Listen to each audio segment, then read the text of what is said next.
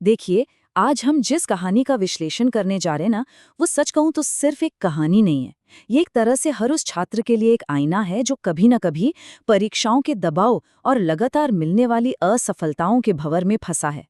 आज हम उस दर्द की, उस हताशा की बात करेंगे जो फेल होने पर महसूस होती है। और सबसे जरूरी बात, हम उस शानदार वापसी की बात करेंगे जो हमेशा हमेशा के लिए एक मिसाल बन जाती है। यकीन मानिए, ये सफर बहुत ही भावुक और ऊर्जा से भरा होने वाला है। ये पढ़ाई लिखाई तेरे बस की नहीं है, कुछ काम धंधा कर ले। सुनने में बहुत कड़वा लगता है ना, लेकिन सच्चाई यही है कि लगातार फेल होने वाले छात्रों को अक्सर समाज और रिश्तेदारों से बिल्कुल यही ताने सुनने को मिलते हैं। हमारी आज की कहानी के मुख्य पात्र राहुल को भी ठीक यही बातें सुननी पड़ी थीं। और सच बताऊं तो ऐसे शब्द किसी भी इंसान के, किसी भी छात्र के आत्मविश्वास को जड़ से खत्म करने के लिए काफी होते हैं। तो चलिए, कहानी के पहले पड़ाव से शुरू करते हैं, सपने और हार। हम सभी जानते हैं कि उम्मीदों और असलियत के बीच कितना फासला होता है। राहुल के कंधों पर भी उम्मीदों का एक बहुत बड़ा पहाड़ था। मतलब, एक तरफ तो एक प्रतिष्ठित सरकारी नौकरी हासिल करने और अपने परिवार की आर्थिक स्थिति को पूरी तरह से बदल देने के वो बड़े बड़े सपने, और दूसरी तरफ लगातार 3 बार परीक्षा में फेल होने की वो चुभने वाली सच्चाई। सोचिए जरा, जब आपके सपने इतने बड़े हों और आपको लगातार 3 बार हार का सामना करना पड़े, तो वो उम्मीदों का बोझ कितना भारी हो जाता है। और ठीक यहीं से शुरू होता है दूसरा पड़ाव, निराशा का अंधेरा। क्योंकि देखिए, असफलता कोई एक दिन की घटना नहीं है। ये एक पूरा साइकिल है जो इंसान को अंदर से तोड़ देता है। पहला अटेम्प्ट, मेहनत की लेकिन रिजल्ट नेगेटिव। दूसरा अटेम्प्ट, फिर से वही निराशा। तीसरा अटेम्प्ट, और एक बार फिर सिलेक्शन लिस्ट में नाम नहीं। इस थका देने वाले चक्र ने धीरे धीरे राहुल के पूरे कॉन्फिडेंस को चकनाचूर कर दिया। वो उस ब्रेकिंग पॉइंट, उस टूटने के बिंदु पर पहुंच गया जहां उसने हार मानकर अपनी किताबें बंद कर दी और खुद से कह दिया, बस अब और नहीं, मैं ये नहीं कर सकता।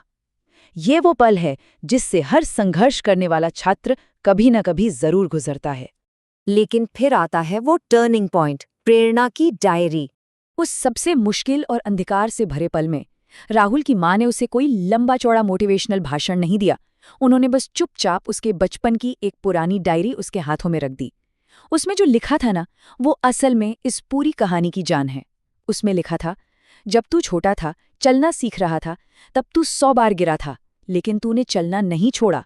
अगर उस दिन तू हार मान जाता तो आज अपने पैरों पे खड़ा भी नहीं हो पाता।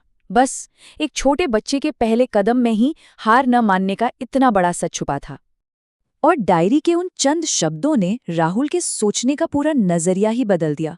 उसे एक बात बहुत साफ समझ आ गई, गिरना यानी परीक्षा में फेल होना बस एक टेम्पररी ठोकर है। ये आपकी कमजोरी नहीं है। असली हार तो तब है जब आप हार मान लें और वापस उठने से ही इनकार कर दें। राहुल को ये एहसास हो गया था कि वो कमजोर नहीं है, बल्कि उसने बस कोशिश करना छोड़ दिया था। अब बारी थी वापसी की, तैयारी का नया तरीका। इस बार राहुल ने सिर्फ दोबारा किताबें ही नहीं उठाईं, उसने अपनी पूरी स्ट्रैटेजी ही बदल डाली। पहला कदम, उसने सिर्फ सिलेबस रटने के बजाय अपने डर और अपनी कमजोरियों को गहराई से समझा और उनका डटकर सामना किया। ये एक बहुत बड़ा शिफ्ट था।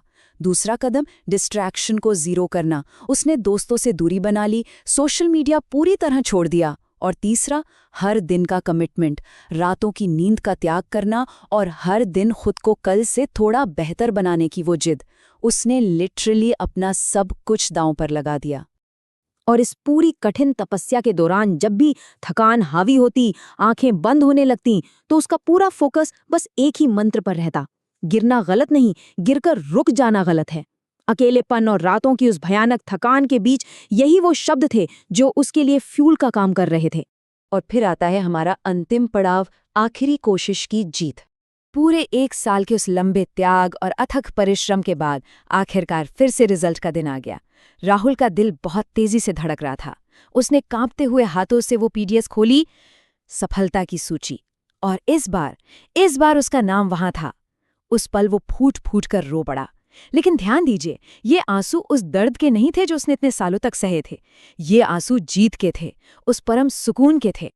अब जरा समाज का ये दोहरा रवैया देखिए, कैसे वक्त बदलते ही लोगों के सुर बिल्कुल बदल जाते हैं। जो गांव वाले और रिश्तेदार पहले ताने मारते थे कि ये पढ़ाई लिखाई तेरे बस की नहीं है, सफलता मिलते ही वही लोग सीना चौड़ा करके कहने लगे, अरे हमें तो पहले से ही पता था कि ये लड़का एक दिन कुछ बहुत बड़ा करेगा। और यही हम सबके लिए एक बहुत बड़ा सबक है।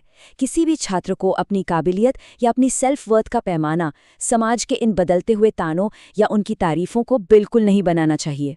तो इस पूरे विश्लेषण से हमने क्या सीखा? सब कुछ इस आखिरी कोशिश की परिभाषा में समाया हुआ है। आखिरी कोशिश का मतलब सिर्फ एक और बार फॉर्म भरकर एग्जाम देना नहीं है। ये वो पूरी तरह से समर्पित, आत्ममंथन से भरा और निरंतर प्रयास है जो आपकी पुरानी सभी असफलताओं के इतिहास को एक झटके में मिटाकर उसे जीवन भर की सफलता में बदल देने की ताकत रखता है। अंत में मैं बस एक विचार आपके सामने रखना चाहूंगा, जरा सोचिएगा। अगर हमें ये पक्का पता हो कि बिल्कुल अगला ही प्रयास वो चाबी है जो जीवन के हर बंद दरवाजे को खोल देगी, जो रातों रात सब कुछ बदल कर रख देगी, तो क्या कोई भी इंसान कभी भी हार मानकर रुकना चाहेगा? शायद कभी नहीं। इसलिए अपनी असफलताओं को फुल स्टॉप मत मानिए, उन्हें बस एक सीढ़ी की तरह इस्तेमाल कीजिए। आज के इस विश्लेषण में हमारे साथ जुड़ने के लिए बहुत बहुत धन्यवाद। सीखते रहिए और अपनी वो आखिरी कोशिश करते रहिए।